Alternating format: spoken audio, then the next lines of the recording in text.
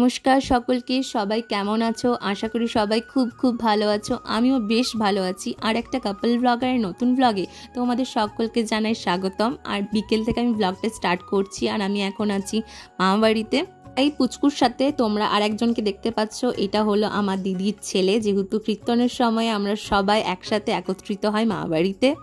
এরপরেই ডিরেক্ট চলে গেলাম রেডি হওয়ার জন্য, কীর্তনে যেতে হবে সেই জন্য। ফার্স্টে আমি একটা স্কিন কেয়ারের জন্য ইউজ করে নিচ্ছিলাম গোল্ড পিল অফ মাস্ক এভারউইথের। দেন ওটাকে জেন্টলি ফুল ফেসে অ্যাপ্লাই করে দেওয়ার পর ড্রাই হওয়ার জন্য আমি রেখে দিয়েছিলাম 10 থেকে 15 মিনিট। আর যেহেতু আমি কোনো রকমের মেকআপ আজকাল ইউজ করিই না বলতে গেলে, সেই জন্য আমি স্কিন কেয়ারটার ওপরে পুরোপুরিভাবে ফোকাস করেছি। খুব ভালো করে স্কিন কেয়ারটা করার চেষ্টা করছি। এরপরই ফুল ফেসটাকে আমি পিল অফ করে ফেললাম পুরোপুরি ড্রাই হয়ে যাওয়ার পর। আর এরপরে তোমরা গ্লোটা দেখতে পাবে, কত সুন্দর একটা ন্যাচারাল গ্লো প্রোভাইড করে। কোনো রকমের অয়েলিনেসটা থাকে না, আর একটা ন্যাচারাল গ্লো থাকে ফেসের ওপরে। তারপরে আমি রেডি হয়ে গেলাম, আর কোনো রকমের মেকআপ ইউজ করিনি, জাস্ট স্কিন কেয়ার যেমন টোনার, সিরাম, একটা জেল ময়শ্চারাইজার যেটা আমি ইউজ করে থাকি regularly, lipstick, Kajal, eyeliner, that's it. Perfume লাগিয়ে আমি রেডি আর বেরিয়ে পড়েছি যাওয়ার জন্য কীর্তনের ওখানে। আর খুব সামনে, মামাবাড়ির থেকে খুব একটা দূরে নয়, হাঁটা পথ দিয়ে চলে যাওয়া যায়। আর বেরোনোর সাথে সাথেই কিন্তু ভীষণ গরম লেগে গেছিলো, কারণ এত গরম পড়েছিল। বৃষ্টি হচ্ছিল সাথে, কিন্তু গরমটা মিটছেই না, যেমন আর কি ওয়েদার আমাদের। যেহেতু বাড়ি ফেরারও একটা ব্যাপার ছিল আমাদের, তাই তাড়াতাড়ির মধ্যেই বেরিয়ে পড়েছিলাম। যদিও তখন বাজে ঠিক 7টা থেকে 7:30, কিন্তু তাও তখনও পর্যন্ত সেই রকম কোনো ভিড় হয়নি বৃষ্টির জন্য।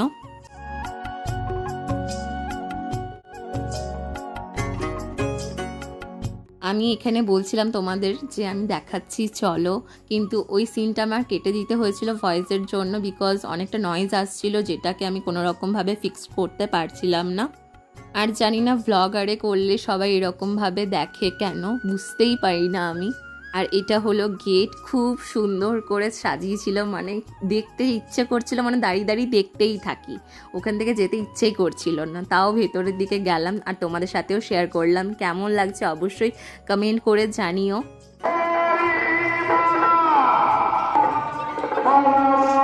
এরপরে তোমাদের সাথে শেয়ার করছি ভেতরে যাওয়ার রাস্তাটা কত সুন্দর সাজিয়েছে। দেখছো এই ময়ূরের পালকগুলো আর বাঁশির মধ্যে থাকা ব্যাপারটা কিন্তু খুব ইউনিক ছিল আমার কাছে, আর খুব সুন্দর সাজানো হয়েছিল সত্যি বলতে।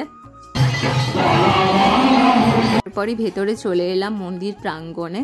আর এখানে প্রচুর পরিমাণে গরম ছিল, তাও ভালো ব্যবস্থা করা হয়েছিল গরমের জন্য, যাতে মানুষের কোনো রকমের অসুবিধা না হয়, সেই জন্য ফ্যানারের ব্যবস্থা হয়েছিল। আর মন্দিরটা তোমরা দেখতেই পাচ্ছ কতটা সুন্দর সাজানো হয়েছে। আর রাধা মাধবের মূর্তি, উফ, যা দেখলে একেবারে মন জুড়িয়ে যায়। সত্যি বলতে চারিদিকটা এতটাই সুন্দরভাবে সাজানো হয়েছিল যে বলার কথা না। আর একই সাথে এখানে যে কারুর অসন্তুষ্ট মন নিয়ে এলে সন্তুষ্ট হবেই, শান্তি পাবেই সে। রাধা মাধবের কৃপা আর সকলের এই আয়োজন যেন বৃথা না যায়, আর সকলের এই আনন্দের এক মরশুম, কারণ 24 প্রহর ধরে হয়ে থাকে এই কীর্তনটি, যতটুকু আমার জানার কথা। পরে ওখান থেকে বেরিয়ে পড়লাম, আর এখানে প্রণাম আরে করে নেওয়ার পর আমি তোমাদের সাথে শেয়ার করতে চলেছি পুরো মেলাটা। ছোট্ট করে একটা মেলা বসে, খুব সুন্দর লাগে।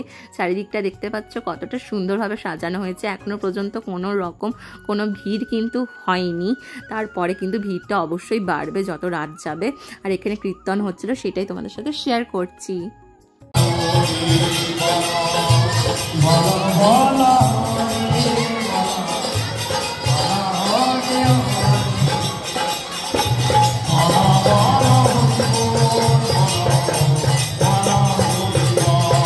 আর একই ফাঁকে এখানে আমরা সবাই একসাথে সেলফি, ফটোজ আরে ক্লিক করে নিলাম। দেন চলে গেলাম মেলার ভেতর দিকে একটু।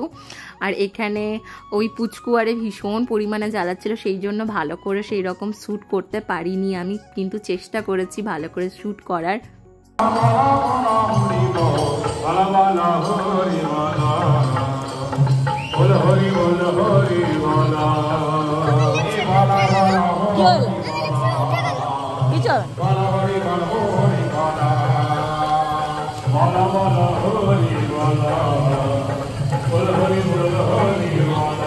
তারপরে চোখ পড়লো ছোট্ট একটা ইয়ারিংয়ের স্টলের ওপর। আর ইয়ারিং মানে তো মেয়েদের উইকনেস, তাই ওখানে আমরা গেলাম। দিদি ওখান থেকে ইয়ারিং আরে পারচেস করলো, কিন্তু আমি করলাম না কারণ আমার কাছে প্রচুর ইয়ারিং আছে।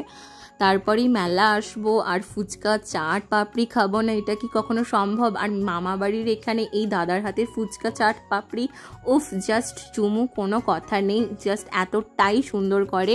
আমার তো বেশ ভালো লাগে, মামা বাড়ি আসলে একবার করে এই দাদার কাছে আমি ফুচকা খেতে আসবোই আসবো, ছোটোর থেকে এটা আমার মানে নিয়ম। আমার এতটাই ভালো লাগে ওখানকার ফুচকা। বাইরের অনেক জায়গায় ফুচকা চাট আরে খেয়েছি, কিন্তু এটার মতো সত্যি স্বাদ আমি পাই না। তারপরে একটা টিকিয়া চাট নিলাম, ওখানে খেতে খেতেই জাস্ট গেলাম মেলাটা ঘুরলাম।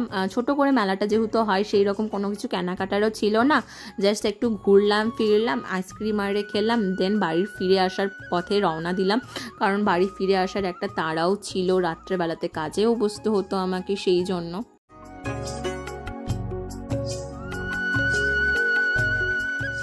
আচ্ছা, আজকের আমার ব্লগ তোমাদের কেমন লাগলো অতি অবশ্যই কমেন্ট সেকশনে জানিও। আর যদি তোমাদের এই ব্লগ ভালো লেগে থাকে তাহলে অতি অবশ্যই একটা লাইক শেয়ার সাবস্ক্রাইব করে দিও। সাবস্ক্রাইব বাটনের পাশে ছোট্ট একটা বেল আইকন আছে, ওটাকে হিট করে দিও যাতে পরবর্তীতে আসা নতুন ভিডিওর ফার্স্ট নোটিফিকেশান তোমাদের কাছে ফার্স্ট পৌঁছে যায়। আর একই সাথে কিন্তু তোমাদের সাপোর্ট আর তোমাদের ভালোবাসার আমার প্রচুর প্রচুর দরকার, কারণ আমি এখন সবে মাত্র জাস্ট আমার জার্নিটা স্টার্ট করেছি। আর আমি তোমাদের সকলের সাপোর্ট চাই যাতে পরবর্তীতে আমি এগিয়ে যাওয়ার সাহস, বিশ্বাস ও ভালোবাসাটা পাই। এর জন্য টাটা, আসছি আবার নতুন ব্লগ নিয়ে।